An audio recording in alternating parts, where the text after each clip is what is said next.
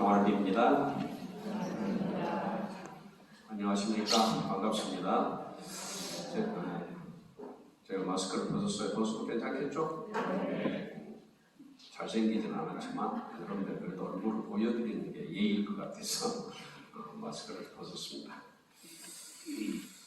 오늘 가운동 신자 여러분들과 함께 하게 돼서 참 반갑습니다. 저는 광주교구 순천 내곡동 성당 본당 신부가 있는 박성열 토마스 신부입니다.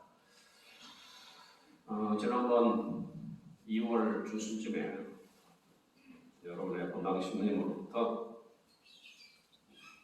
제가 동창 신부라는 이유로 언급결에 특강 구성을 받고 거절하지 못하고 오늘 이 시간을 함께합니다. 동창 신부 같지 않죠?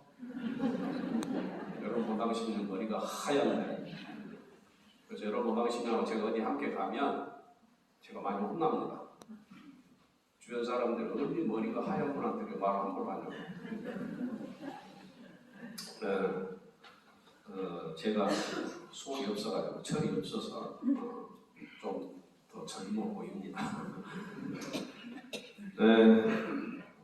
광주교구를 넘어서 마산교구 가운동 본당에서 이런 시간을 갖게 돼서 참으로 설레기도 하고 또 조심스럽기도 합니다.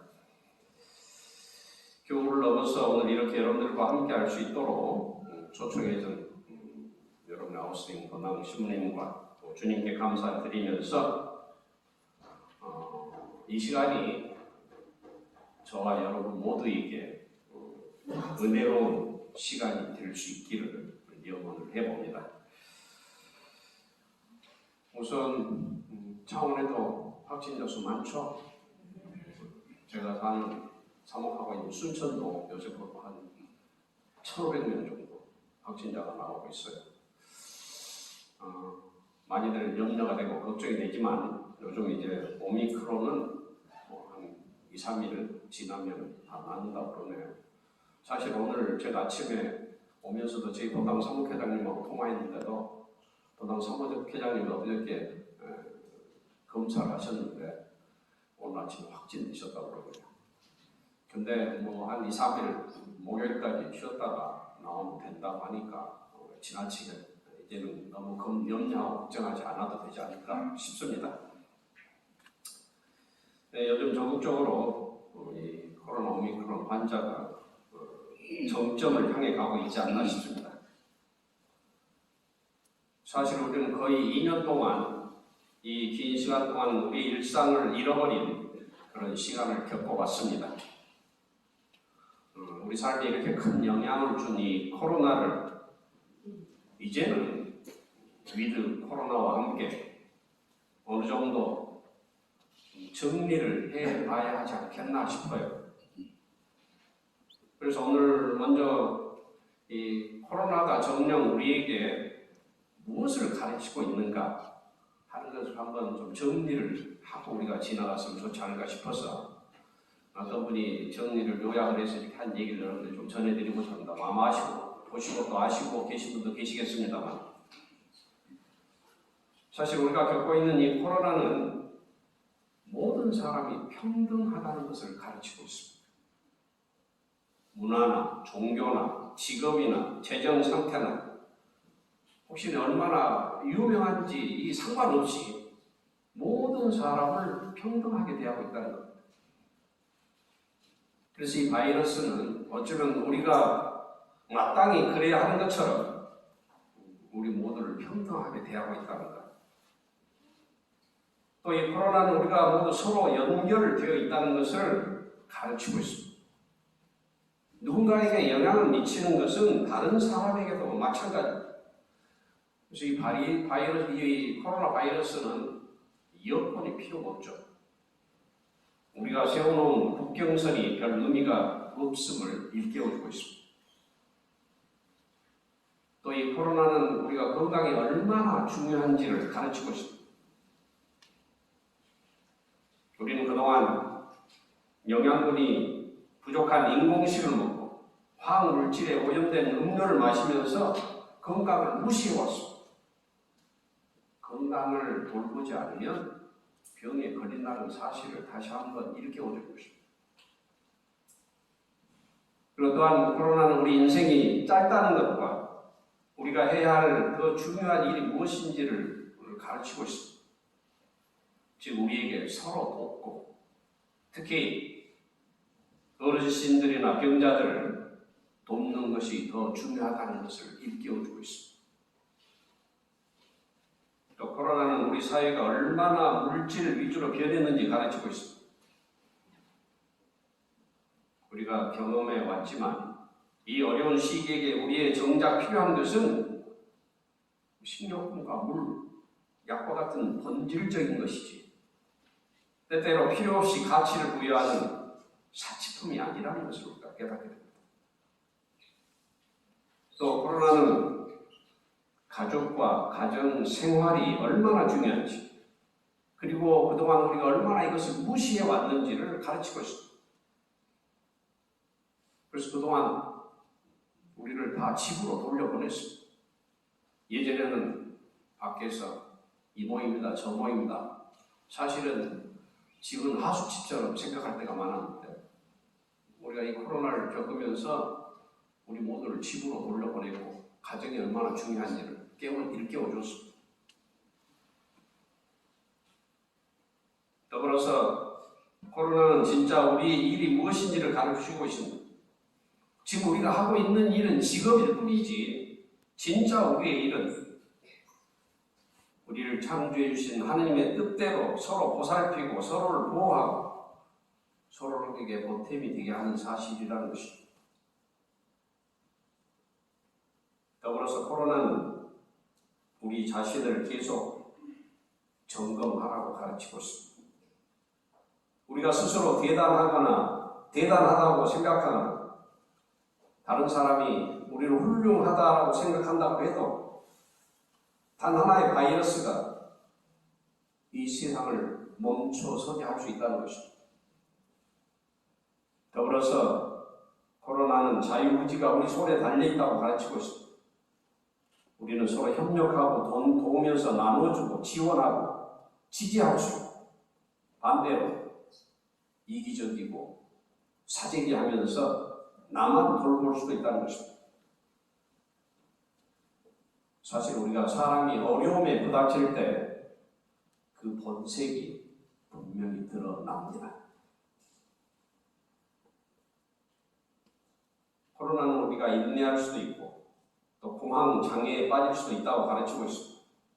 사실은 코로나뿐만 아니라 그동안 우리가 겪은 메르스니, 사스니 여러 가지 바이러스 질병들을 우리가 겪어왔습니다. 이런 일들이 앞으로도 또 일어날 것입니다. 그래서 우리가 이거에 너무 공황 장애에 빠지지 않아야 될 것이고 너무 두려워하지도 않아야 할 것입니다.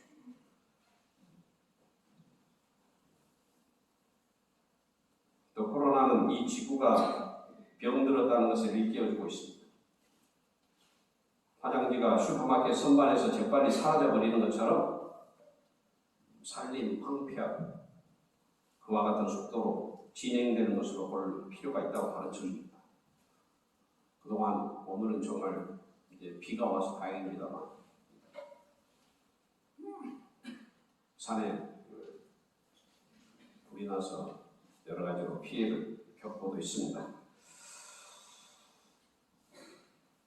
이 외에도 우리가 여러 가지를 생각할 수 있겠습니다만은 결론적으로 많은 사람이 이 코로나 바이러스를 거대한 재앙으로 보기도 하지만 우리는 위대한 교정자로도 볼 수 있다는 것입니다.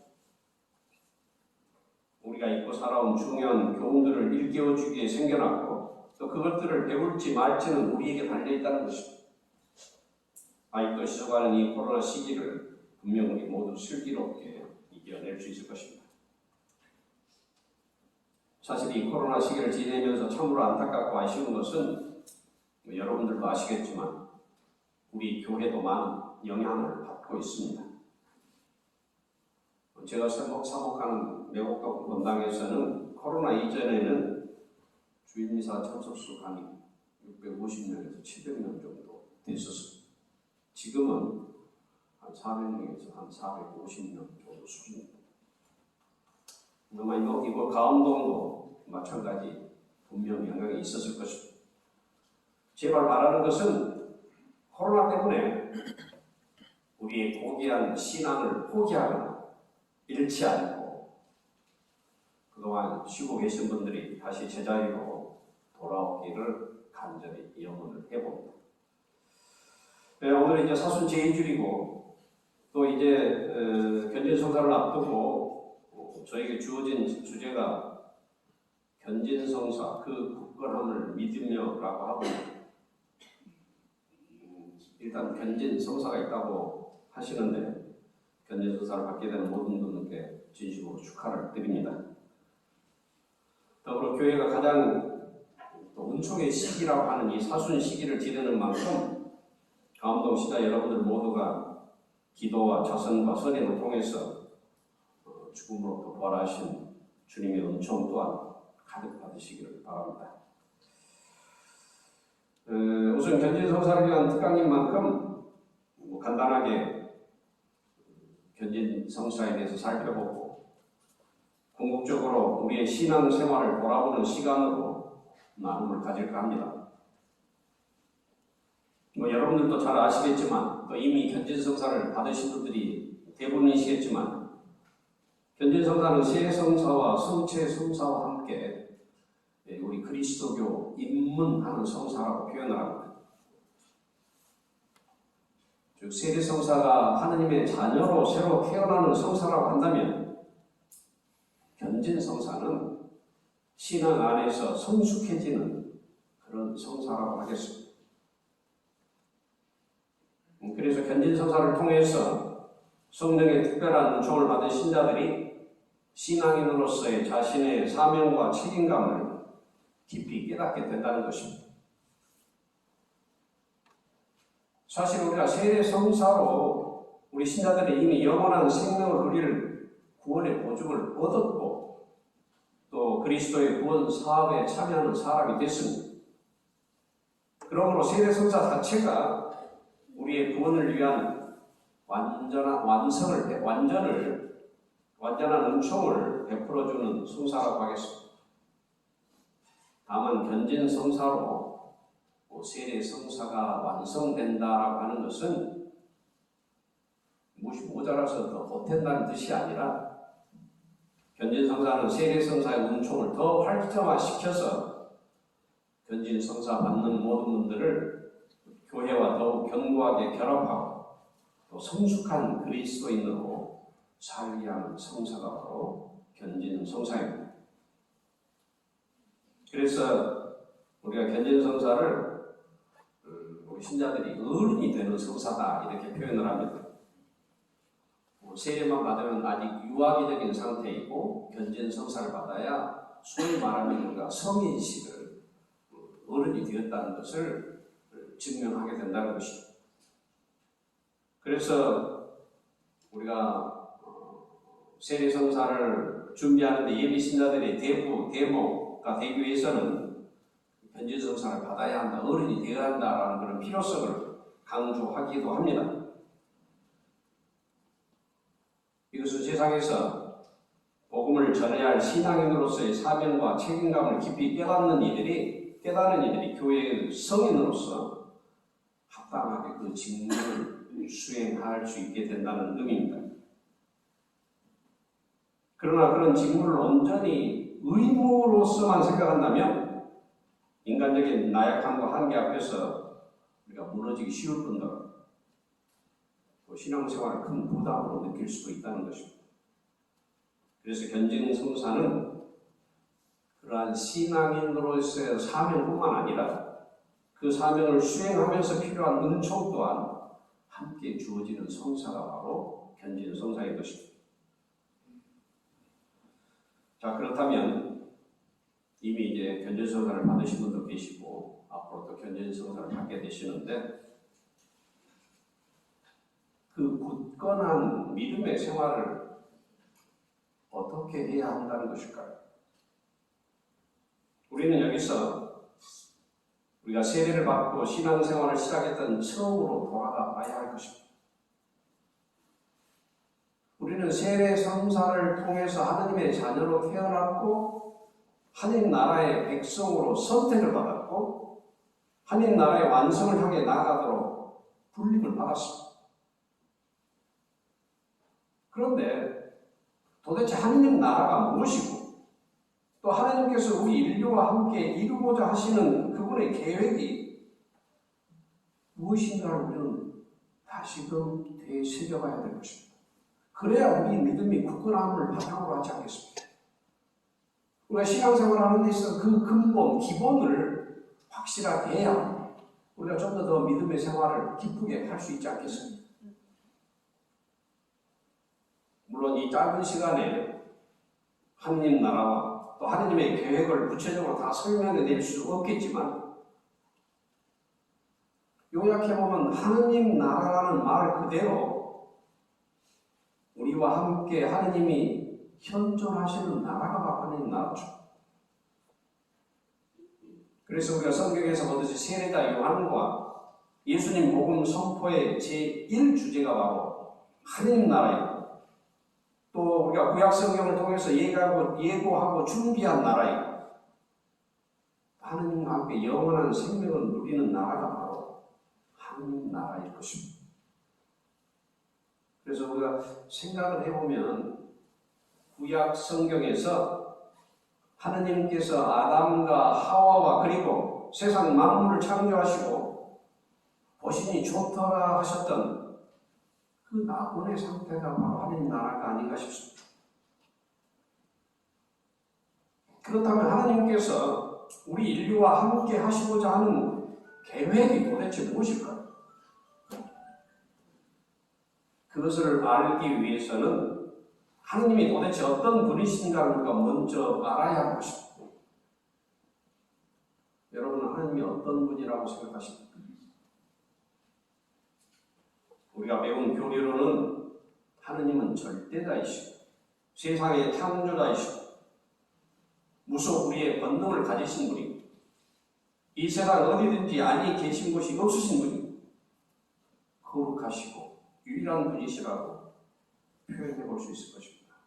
그렇게 알고 계시죠? 별로 확신이 없으세요? 아니면 마스크하고 계셔서 큰 소리를 못 하시는 겁니까? 그런데 하나님이 어떤 분인지 그 하나님의 본질을 가장 잘 표현하신 분은 바로 사도 요한입니다. 사도 요한이 요한 1서 4장 16절에서 하느님은 사랑이시다라고 했습니다. 뭐라고요? 하느님은 사랑이시다. 교회가 가르치는 이 삼위일체 성부와 성자와 성령이 각각 다르시지만 그분이 한 분이 될 수 있는 것도 바로 그분들 안에 사랑이 있기 때문에 하나가 된다라고 설명할 수밖에 없습니다. 그래서 우리가 삼위일체 교리는 우리가 신비라고 얘기하는 미스테리라고 얘기하는 우리 인간의 지혜로는 알아들을 수 없기 때문에 그냥 우리가 믿을 교리다라고 표현을 하죠. 그래서 그 삼위일체가 하나가 될 수 있는 것은 무엇으로 설명할 우리가 인간이 가지고 있는 언어로는 사랑으로밖에 설명할 수가 없습니다. 그래서 하느님의 계획은 당신의 본질이 사랑이시기 때문에 그 사랑이라는 건 나 혼자 누리는 것이 사랑입니까? 아니죠. 사랑은 누군가와 함께 하고 싶어 하는 게 바로 사랑입니다. 그래서 하나님께서도 그 사랑을 나누시고 싶었던 것이죠. 그래서 무슨 일을 하십니까? 바로 인간을 창조하셨다고 합니다. 하나님께서 왜 인간을 만드셨을까? 아니 원장이 심심해서 한마디로 바로 그분이 본질이 사랑이기 때문에 이 사랑이 폭발해서 인간을 만드셨다는 것입니다. 그리고 인간을 만드시면서 어떻게 만드셨습니까? 뭐라고 얘기합니까? 하나님께서 인간을 만드실 때 어떻게 만드셨어요? 구약 성경 보면 당신 모상대로. 당신 모상대로 창조했다는 것은 눈이 2개고 코가 하나고 입이 하나고 귀가 2개라는 얘기가 아닙니다. 하나님 모상대로 창조했다는 것은 바로 하나님의 본질을 닮았다는 것입니다. 그 본질이 뭐라고 했습니까? 사랑이라고 했습니다. 그래서 우리 인간은 하나님의 사랑 때문에 창조되었고 그 사랑의 본질을 닮은 존재이고 그래서 사랑 없이는 살 수 없는 존재이고 사랑할 수밖에 없는 존재라는 것입니다. 여러분들 우리 삶에 사랑이 없다면 우리 삶이 어떻겠습니까? 폭폭하겠죠. 삶에 의미가 없을 겁니다. 부모와 자식 간에, 부부 간에, 연인들 간에, 사람들과의 관계에서 사랑이 없다고 한다면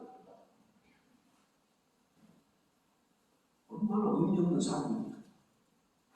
그래서 우리 인간이 사랑하지 않는다는 것은 인간 존재의 의미를 상실하는 것입니다. 우리가 사회에서 일어나는 사랑이라고는 눈꽃만큼도 없는 흉악한 범죄자를 처할 때 뭐라고 합니까? 그런 일을 저건 사람이 할 짓이 아니다. 한마디로 사람이 아니다라고 우리가 하지 않습니다. 뭐라고 합니까? 짐승이라고 하죠. 짐승. 그래서 하나님의 계획은 바로 이 창조하신 인류와 함께 현존하고 싶으셨고 또 인류와 당신의 생명을 나누시려고 했고 창조하신 세상과 하나님은 일치를 이루고자 하셨습니다.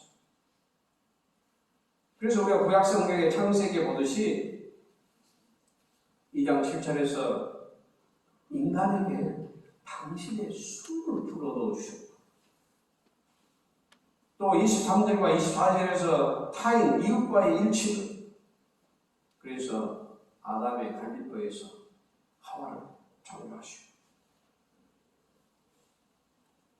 또 우주 환경과의 일치를 원하셨던 것입니다.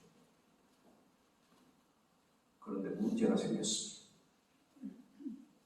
그것은 바로 인간의 욕심과 교만, 죄를 불러온 것입니다. 교만은 바로 하느님과 같아지어 보려는 욕심,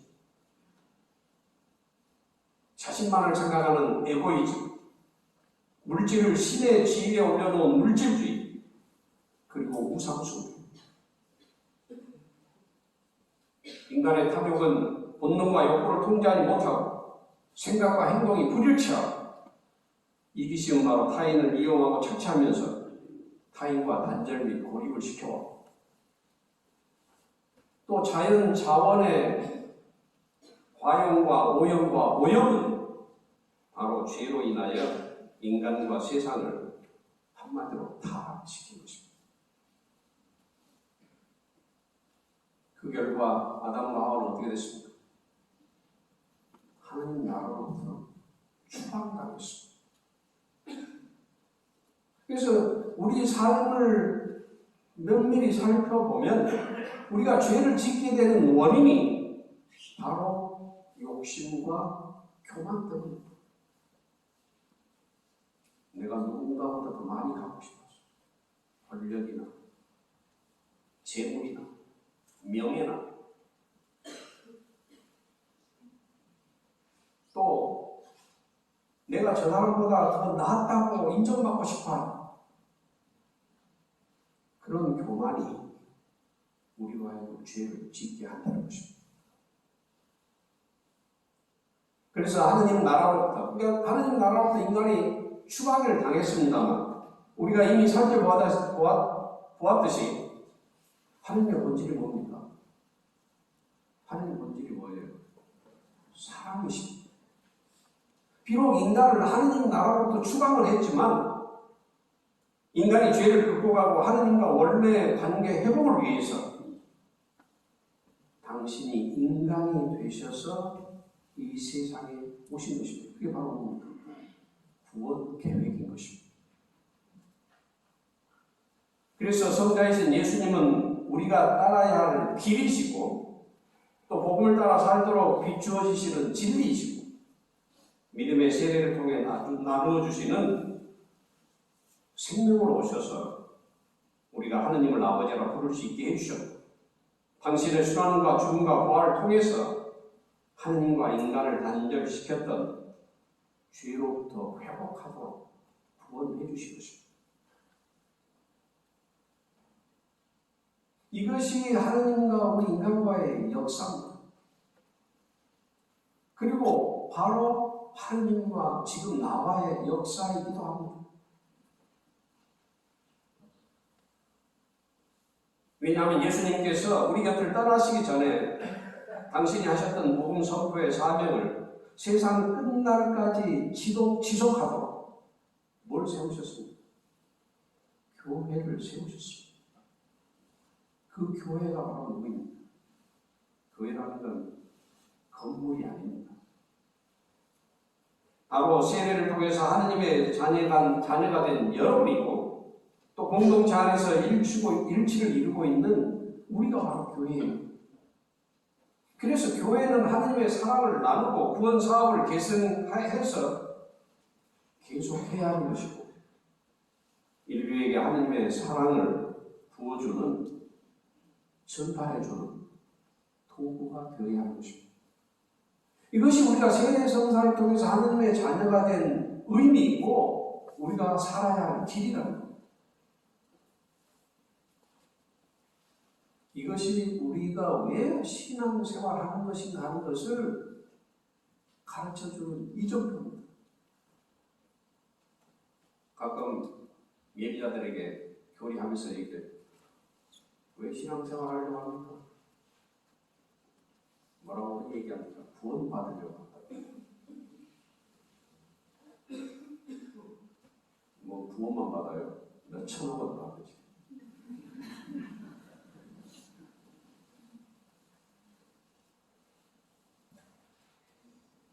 그래서 하느님 나라는 우리 모두가 이 일치를 위해서 봉사할 때 건설되어가는 것이고요. 하느님 나라는 이미 여기에 와 있지만 아직은 미완이고 언젠가는 하느님과 인간과 세상이 일치할 때 바로 새 하늘과 새 땅이 완성될 것입니다. 그래서 우리가 굳건한 믿음이라는 것은 우리 믿음의 근본을 알고 믿음과 희망과 사랑을 바탕으로 용기 있게 세상에 복음을 선포하는 일입니다. 자, 그래서 오늘 저는 여러분들에게 스스로에게 한번 질문하셨으면 좋겠습니다. 나는 세례를 받고 신앙인으로 살아오면서 나는 하나님 나라를 지향하면서 노력하는 사람이다. 그 질문을 여러분들 스스로에게 해볼 수 있다면 제가 여러분들에게 드리고자 했던 말씀의 목적이 이루어지는 것입니다. 이제 우리가 사는 세상에서 하느님 나라를 완성해 가기 위해서 어떤 노력을 해야 할 것인가 라고 했을 때 우리 가까이서 일어난 일 속에서 그 답을 찾아보고 싶습니다. 몇 년 전 인터넷에도 떠돌아다니던 글인데 몇 년 전에 일어난 사건이거든요. 여러분들 소개를 좀 해드릴 겁니다. 서울시 양천구 신월동 시장 인근에서 손수레가 우리 어르신들 손수레 끌고 다니시죠, 그렇죠? 손수레에다 여러 가지 것들을 해가지고 끌고 다니시잖아요, 우리 나이 드신 할머니들이. 이 손수레가 길가에 세우던 외제 승용차 차량 옆을 지나다가 승용차를 긁힌 사건입니다. 사건 내용은 다름이 아니라 7살 정도의 어린 손자가 할머니하고 함께 가면서 지가 할머니 손수레 끌어보겠다고 손수레를 끌고 가다가 도로 코너에 정차된 차량의 앞면을 긁어버렸어요. 7살밖에 우리가 아주 어린이기 때문에 수레를 잘 다루지 못할까 봐요. 이 상황을 바라본 할머니는 손자가 끄는 손수레를 멈추게 하고 어쩔 줄 몰라 하고 있을 때 이 할머니의 놀라고 걱정스러운 표현을 바라보던 손자는 그만 울음을 터뜨리고 말았어.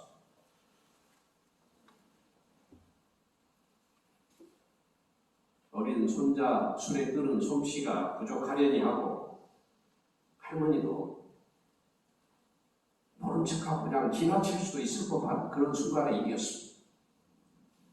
그러나 할머니는 손자에게 수레를 멈추게 하고 차 주인에게 어떻게든 해서 이 일을 알려야 될 텐데 하고 걱정하고 있던 차였습니다. 그래서 주변을 지나던 사람들이 그것을 보고 웅성거리고 있었습니다. 그 웅성거림 속에서 요즘 사람들의 심정을 읽어볼 수 있었습니다. 전라도 사투리는 오메 그러거든요. 오메 큰일 났다. 돈이 엄청나게 깨질 텐데, 보아니 할머니가 차 수리비 감당하기 어려울 텐데 등등. 그 손수레 안을 들어가 보니까 콩나물 한 봉지하고 손자가 좋아할 바나나 한 송이가 들어있었습니다. 이 글을 게시한 사람의 말에 따르면 이렇게 쓰고 있었습니다. 콩나물과 바나나 송이를 보는 시간 내내 마음이 편치 않았다고. 비록 가난하게 사시는 할머니시지만 남의 외제차를 훔쳐내고 그냥 돌아서지 않는 양심 있는 모습이었습니다. 그때 주변에 있던 학생 중에 한 명이 할머니가 전화가 없어서 차주에게 연락하지 못하는 것을 보고 차 유리 앞면에 전화번호를 보고 승용차 차주에게 전화를 걸어서 차주 지종을 설명을 했습니다. 10여 분이 지나자 40대쯤 보이는 차주와 그 부인이 함께 나타났습니다. 어떻게 했을까요? 어떻게 했을까요? 난리가 났겠죠? 그런데 이 사건 속에서 첫 번째 감동은 그 사건 자리를 몰래 피하지 않고 차주에게 연락했던 할머니라고 한다면, 두 번째 감동은 여기서 그 40대 차주부부는 오자마자 됐던 할머니에게 고개를 숙이면서 사과를 하는 것이었습니다. 죄송합니다. 차를 주차장에 두지 못하고 이렇게 도로에 주차를 해서 통행에 방해가 되게 했으니 죄송합니다. 옆에 서 있던 차주 부인은 울먹이는 할머니 손자를 안아주면서 오히려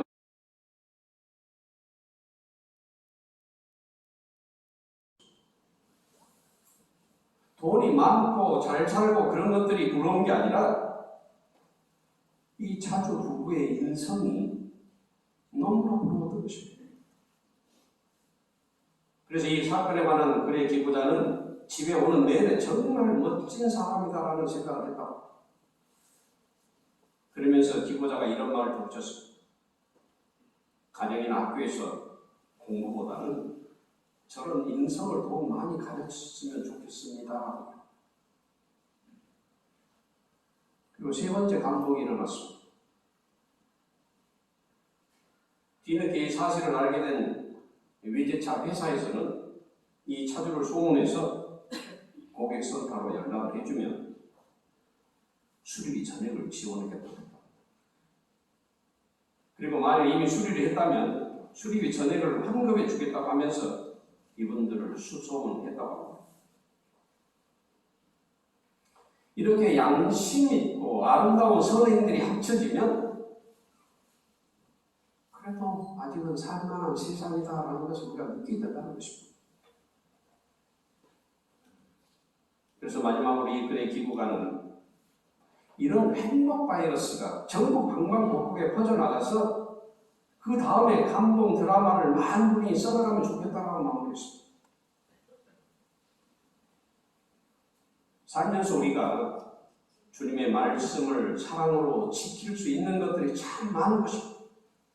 그런 순간들을 외면하거나 회피하지 않고 살아간다면 주님이 주시는 평화가 바로 우리 안에 가득 찰 것이고 거기가 바로 하느님 나라가 될 것입니다.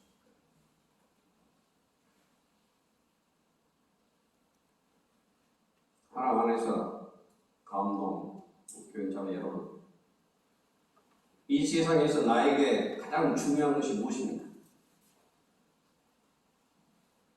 그것은 바로 나의 행복일 것입니다. 내가 사는 삶 속에서 행복함을 느끼고 사는 것일 것입니다. 그러면 여러분은 지금 행복하다고 느끼면서 살고 있습니까? 아니면 불행하다고 생각하고 있습니까? 그리고 요즘 같으면 아무 생각 없이 별일 없이 그냥 사는 것이죠 라고 체념적으로 말할 수 있을 것입니다.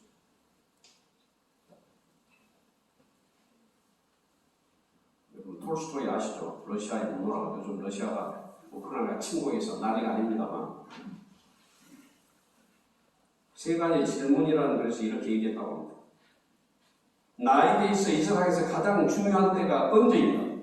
가장 필요한 사람이 누구인가? 그리고 이 세상에서 가장 중요한 일이 무엇인가? 여러분 답 아시죠? 그에 대한 대답은 바로 이 세상에서 가장 중요한 때는 지금입니다. 가장 필요한 사람은 바로 지금 내가 만나는 사람입니다. 그리고 이 세상에서 가장 중요한 일은 바로 내 옆에 있는 사람에게 선을 행하는 일입니다. 즉 바로 지금 내 옆에 있는 사람에게 선을 행하는 것, 그것이야말로 내 삶이 더욱 풍부해지고 내가 행복해지는 조건이라는 것입니다.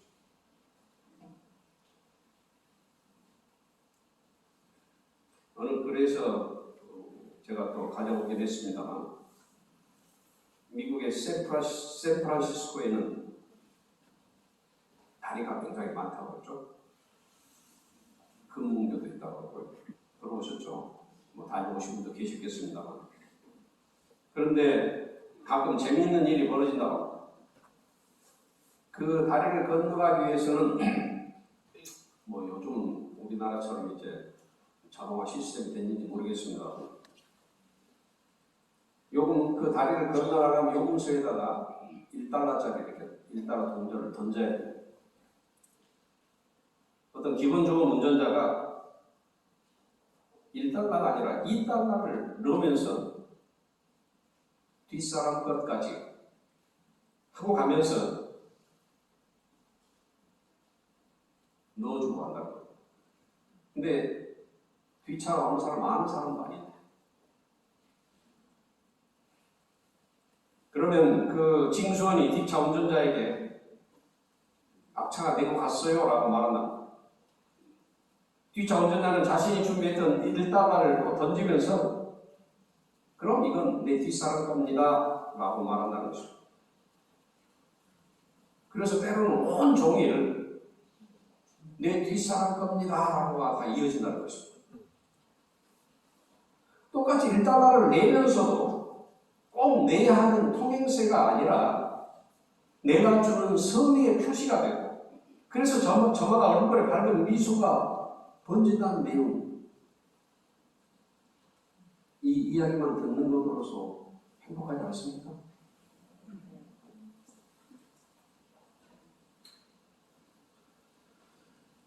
이 세상에서 가장 행복한 사람이 누구일까요? 어떤 사람일까요? 세상이 추구하는 대로 재산이 많은 재벌 총수? 권력이 가장 높은 대통령? 물론 많은 재물과 권력이 좋을 수는 있지만 그러나 여러분들은 결코 재물을 소유하는 것과 권력으로만 행복해질 수 없음을 설명하지 않아도 이렇게 살아갈 것입니다. 부모가 자식의 생명을 살리기 위해서 목숨을 아까워하지 않는 모습, 사랑하는 사람을 위해서는 모든 재산을 바쳐도 아깝지 않아 하고 심지어 목숨을 내주어도 후회하지 않는 사랑을 가진 사람이 가장 행복한 사람이 아닐까 싶습니다. 우리 인간이 욕망의 경지를 넘어서까지 사랑할 수 있다는 것은 깊은 사랑의 경험이 바탕이 될 때 가능합니다. 인간관계에서 좋은 체험들은 어떤 난관이 닥쳐도 무너지지 않습니다. 오히려 이런 사람에게 시련이라는 것은 더 깊은 사랑을 확인하는 그런 은총의 시기가 될 것입니다. 그러나 인간관계에서 아픈 기억만이 남아있는 사람에게는 시련이 후회와 체념의 시간이 되고 간신히 이어온 관계는 결별로 끝나버리는 경우가 많습니다. 그래서 우리가 행복한 인생을 위해서는 사람들과 좋은 체험이 많아요. 우리 서로에게 두 사람만 보이면 다른 사람 욕하고 흉보고 결코 행복해질 수 없습니다. 그래서 이러한 상황은 예수님과 제자들과의 관계에서도 마찬가지인데, 오늘 사순 제2주일 오늘 복음에서 우리가 만났던 타보르산의 황홀한 변모 사건이 이런 사랑 체험 교육의 하나라고 할 수 있겠습니다. 예수님께서 베드로와 야고보와 요한만을 데리고 기도하러 산에 올라가셨는데, 기도하시는 동안 그 얼굴 모습이 달라지고 의복이 하얗게 빛났습니다. 그리고 난데없이 모세와 엘리야가 나타나 예수님과 이야기를 나눕니다. 더욱 놀라운 것은 구름이 그들을 덮더니 이는 내가 선택하는 아들이니 너희는 그의 말을 들어라 하는 소리가 들려온 것입니다. 이 타보르산에서의 놀라운 체험이 이제 십자가를 지고 예수님을 뒤를 따르는 제자들에게 주님을 따르는 길이 고통의 길만이 아니라 그 뒤에는 부활의 영광이 있음을 미리 가르쳐준 교훈적인 사건입니다. 이렇게 순환에 앞서서 희망을 보여주는 이유는 예수님께서 산에 오르시기 전에 당신이 많은 고난과 배척을 받았고 죽었다가 사흘 만에 되살아난다는 이미 그 예고를 하셨기 때문입니다. 이러한 교육의 의도대로 베드로는 처음에는 십자가 없는 예수님을 따르고 십자가 없는 부활을 꿈꿨지만 순교를 당할 때는 용감하게도 어찌 스승님과 같은 자세로 죽을 수 있느냐며 십자가에 거꾸로 매달아 달라고 청했다고 합니다. 베드로 사도가 고통 속에서도 그 길을 계속 갈 수 있었던 것은 바로 타보르산에서의 체험이 바탕이 되었기 때문입니다.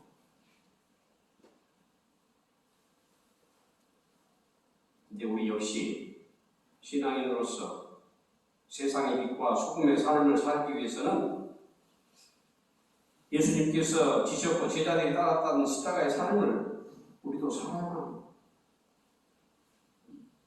그 길이 많은 시련과 고통을 가져와도 부활의 영광이 있다는 것을 믿기에 우리가 인내하면서 걸어갈 수 있는 것입니다.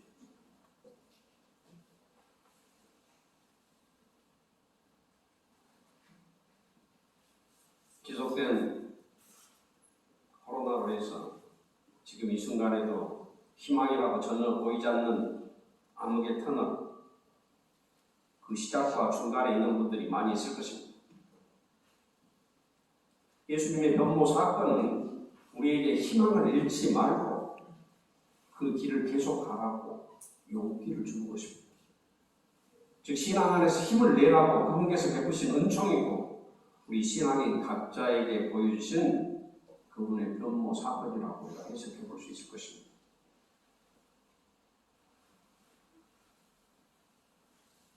하나님의 은총이 여러분 눈에 보입니까?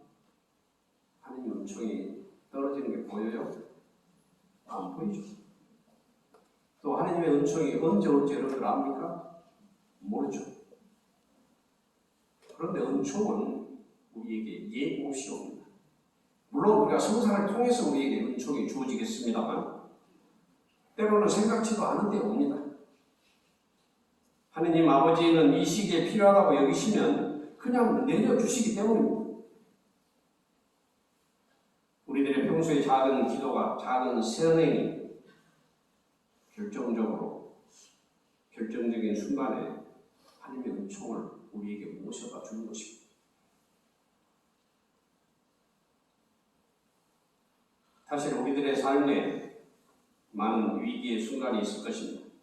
길도 보이지 않고 모든 것이 끝난 것 같은 상황. 여러분들은 못 느끼시겠지만 저는 전라도 사니까 전라도 사람들은 그런 심정입니다. 지금. 물론 제가 전라도 살기 때문에 기호 1번을 선택한 것이 아니라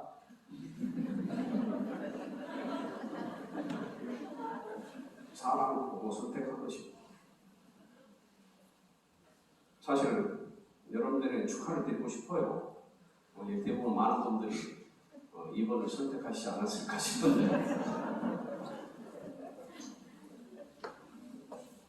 다 떠나서 그 TV에 나와서 토론하는 모습만 보더라도 어떤 사람이 지도자가 되어야 될 것, 어떤 사람이 되어야 될 것이 하는 모습이 너무나 드러나지 않나 싶었어요. 어떻든 이제 당선이 됐으니까 국민이 불러서 왔다고 했으니까 정말 국민을 위해서 헌신한 그런 대통령이 되었으면 좋겠습니다.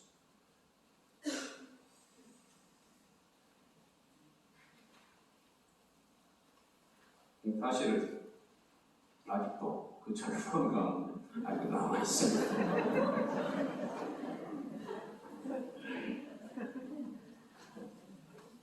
하느님마저도 나를 버린 것 같아요. 또 어떤 사람들은 극단적인 생각을 하는 사람들도 있지 않을까 싶어요. 그러나 신앙이 있으니까 우리를 다시 구원하는 힘은 그 고통 속에 잉태된 미래를 향한 희망이 있기 때문입니다. 우리 신앙인은 절망스러운 상황에서도 희망을 꿈꾸고 결코 좌절하거나 포기하지 않는 사람입니다. 그래서 언제나 우리 삶에 함께 하시는 주님에 대한 우리의 믿음과 맡김과 섬김 속에서 우리에게 거저주시는 하나님의 은총에 감사드리면서 또 주님을 찬미하면서 우리 모두가 다시금 용기를 가집시다. 내가 그동안 신앙인으로 살아오면서 내가 부족한 것이 많았구나. 나는 정말 하나님 나라를 위해서 내가 뭘 했는가? 나는 못했으니까 좌절하라는 것이 아니고 다시금 용기를 갖자는 것입니다. 그 방법은 사랑일 수밖에 없습니다. 그래서 가톨릭 교회가 가르치는 첫째 가지 개념이 왜 사랑인가 하는 것을 하느님의 본질이 사랑이고 그 하느님의 본질을 우리는 닮았고 우리는 사랑하지 않으면 살 수 없는 존재라는 것 다시 한번 항상 기억하면서 우리 안에 누구보다도 가장 가까이 있는 사람 내 주변에 있는 사람들을 먼저 사랑할 수 있도록 노력할 수 있었으면 좋겠습니다. 견제성사 받았는데도 사랑을 실천하지 못하면 의미가 없어요. 앞으로 우리 가운동 본당 공동체가 성전을 이전해서 새로 건립하는 커다란 계획이 있다고 들었습니다. 본당 신부님하고 여러분의 노고가 미리 예견이 됩니다. 계획대로 차질 없이 잘 진행이 되어서 기회가 되면 여러분들의 아름다운 새 성전에서 여러분들도 다시 뵐 수 있다면 저에게는 큰 영광이 될 것 같습니다. 이번 견진성사를 통해서 성령의 은총이 견진자들과 우리 가운동 분당 공동체와 여러분의 가정에 풍성하고 가득하시기를 염원하면서 여러분의 믿음이 더 굳건해지시기를 기도하면서 이 미사를 복원하겠습니다. 아멘. 아멘.